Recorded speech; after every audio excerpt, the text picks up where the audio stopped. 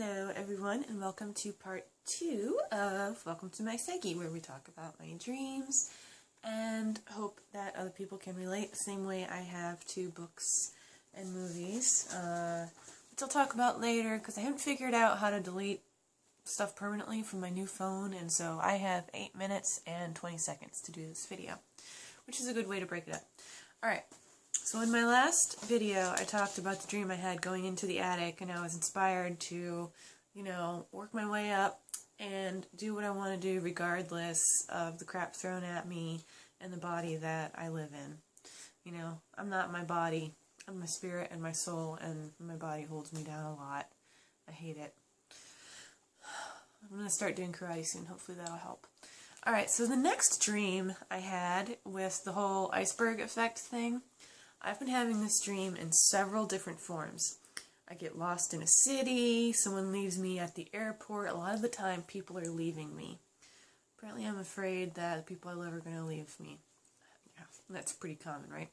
But anyways, in all these dreams, I'm fighting, and it's like, I know I gotta get where I'm going, and I bump into all these things. And it's usually, I don't know why, but it happens in London a lot. I don't even know what London really looks like, but it's like the gutters of London, and there's always these little kids that are like, here, we'll help you, but then they screw me over. And then, so last night, I had a dream that I was, lost on the highway or something, and I was, in this dirt tunnel, and this little girl with ponytails and stuff was like, here, follow me, I'll show you how to get out. And then we have to get up this neon green slide to get to, grass, and I see a neighborhood in the back, and I'm like, oh, people, someone can help me, my cell phone battery is dead. I can't call my husband. I'm lost, help. And this little girl's like, okay, follow me. So we go up this slide, and then halfway up the slide, she pees on the slide. And it's all slippery, and I have to climb through her pee, and I'm like, wow, thanks, but I can't say anything because she's my only way to civilization and help and whatever it is that I'm trying to get to. But every single time I'm either climbing a ladder or, the elevators that don't work, and sometimes I'm in a hospital or a mall, and these 3 elevators work but this one doesn't, and I either drop or I go all the way to the roof, and then I have to find my way down these crazy steps, and someone always screws me over. And I don't know if that's somebody else or me screwing myself over, because I used to be I was in this really bad relationship situation, and so many bad things happened that I almost got addicted to something going wrong.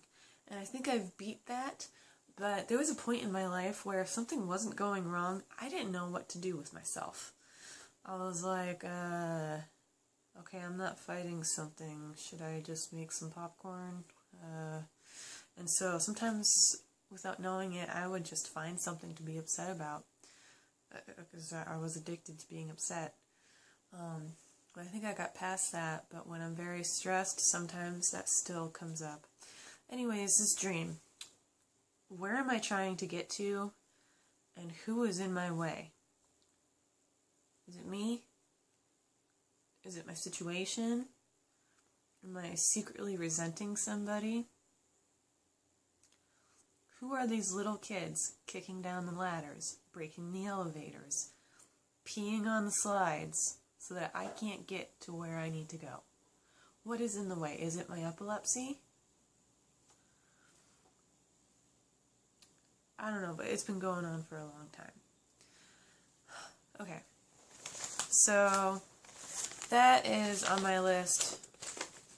Dreams, iceberg, effect, blah, blah, blah. Let's see, I still have 4 minutes left. So I'd like to talk a little more. I'm going to mention this book several times.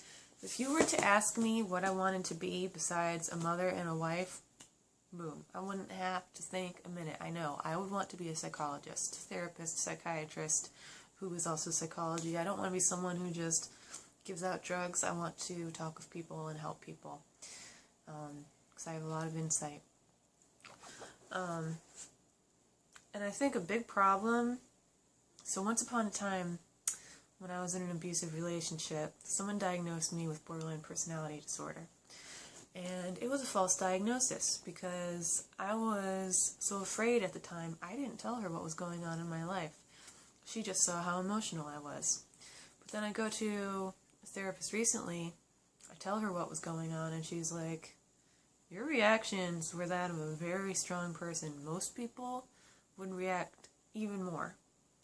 And so, it sucks how quickly people get diagnosed, especially now when it's like, here's a Xanax, here's a Zoloft, you have ADD, you have, you're bipolar. When really it's like, maybe you have issues that you're not telling anybody about. Maybe nobody cares about you and you just need a hug. But instead of fixing the problem, we're just going to fix the symptoms. And after I was diagnosed with BPD, for years people were like, no, Laura, you're the problem. But you know what? It turns out people around me were the problem. And I was effing strong. Like, what the frackles, Zek? I'm a strong person. And my recent therapist was like, that really sucks, Laura, that people looked at you like you were crazy. And that reminds me one of my favorite movies, Girl Interrupted. In the end, she says something along the lines of, crazy is just you or me amplified. And I think that's very true. And I think it's really sad how people get muted when really some people who are diagnosed with something are just strongly empathetic, or they have spiritual connections to the people around you. Read the Bible. Read a lot of other books written before everything was scientific. These are real things. You're not crazy. You are just more in touch with yourself than most. Going back to the iceberg effect. You're more in touch with your subconscious, with who you are. You are more self-aware. And that scares people because they're like, oh crap, I don't want to get into that. I don't want to know who I am. I can't deal with that. So think about it. I think that's enough for this video. We will get to part 3. I hope you're enjoying this. I think psychology is amazing, and I'm really enjoying facing my self-awareness. Alright, I love you, Courtney. Next video coming soon.